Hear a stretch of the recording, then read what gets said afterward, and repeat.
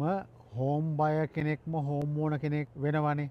ඊට පස්සේ හෝම් ඕන වුණාට පස්සේ ඒ ගෙදර විකුණලා තව ගෙදර යන අවස්ථාවකදී මුණ පාන්න පුළුවන් ගැටලු රාශියක් තියෙනවා. ඉතින් මං හිතන්නේ ඒ ගැන අවබෝධයක් තියෙන එක හරි වටිනවා. අපි ගමුකෝ දැන් හෝම් ඕන කෙනෙක් ඒ ගේ විකුණලා තව ගේකට මාරු වෙන අවස්ථාවකදී එයාගේ දැන් තියෙන ගෙදර මෝගේජ් එක තියෙනවා. අලුතෙන් ගෙදර යන මෝගේජ් එක ගන්න වෙනවා.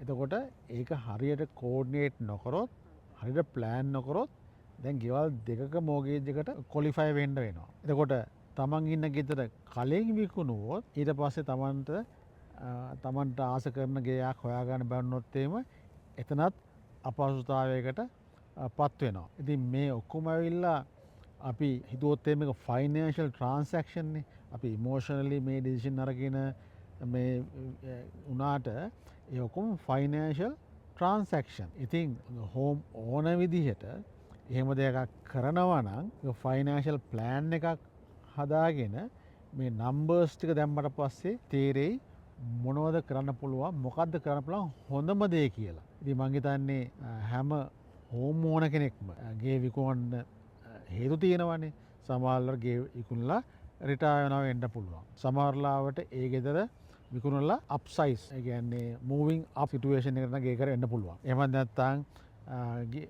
මූවින් ඩවුන් සිටුේෂන් එකක් වෙන්න පුළුවන්. ඒතර මේ හැම සිටුේෂන් එකකදීම මේක ෆයිනෑන්ෂල් ට්‍රාන්සැක්ෂන් එකක් නිසා අර ෆයිනෑන්ෂල් පොයින්ට් ඔෆ් view බලුවා නම් අර තමන්ට පුළුවන් ඒ වෙලාවේදී ඒ සිටුේෂන් එකේ තියෙන බෙස්ට්ම ඔප්ෂන් එක තීරණය කරන්න.